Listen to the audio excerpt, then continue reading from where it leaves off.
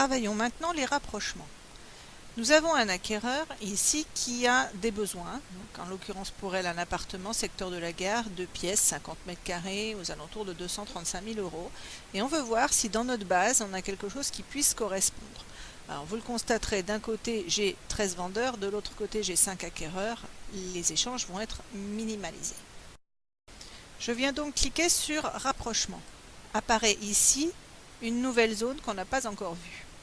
De manière à ce que le système me ramène ici directement ce que recherche mon acquéreur, je clique sur mon acquéreur et hop, il m'a amené ce que recherchait. Alors, après à nous d'affiner. On va dire, on veut rechercher, voir ce qu'il y a comme dans l'environnement de la gare, comme appartement. Après, on met ou pas le budget. Moi, vu le peu de biens que j'ai ici, je ne vais pas aller trop loin. Plus vous affinez, plus le résultat ici sera resserré. J'ai choisi de travailler sur appartement gare, je bloque mes paramètres. Et là, je viens chercher du côté vendeur les différents biens qui puissent correspondre.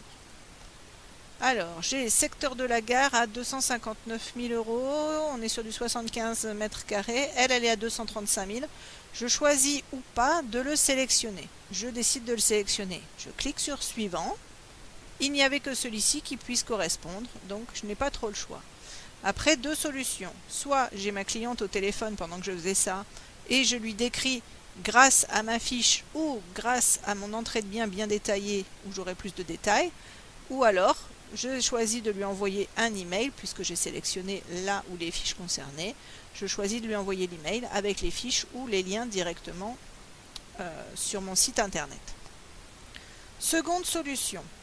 On est dans l'autre sens. On a rentré un propriétaire ou on va rentrer le bien d'un propriétaire et on veut lui prouver que dans notre base d'acquéreurs, on a du monde qui peut être intéressé. Alors là, donc, je redébloque les paramètres.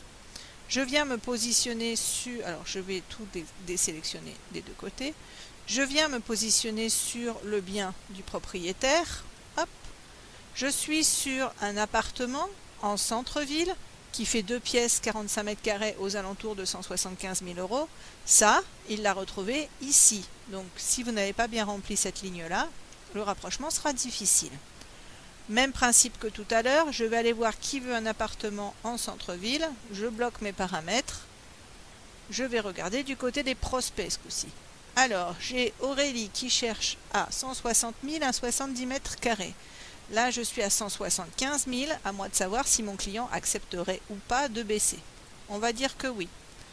Je vais aller voir le suivant. Ah, j'ai Émilie qui cherche un 175 000 €, 70 mètres carrés. C'est lui un peu petit, est-ce que je lui en parle ou pas? C'est moi qui choisis. Je coche ou je coche pas.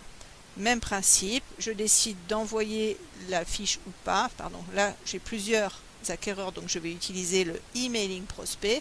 Vous vous souvenez? Un acquéreur, plusieurs propriétaires, j'utilise là. Un propriétaire, plusieurs acquéreurs, j'utilise celle-là. Voilà. Ensuite, donc, je décide ou pas de lui envoyer l'email ou de les appeler pour leur proposer. Mais ça me permet à mon propriétaire de lui dire, bah voilà, j'ai potentiellement tant d'acquéreurs qui pourraient être intéressés par votre bien.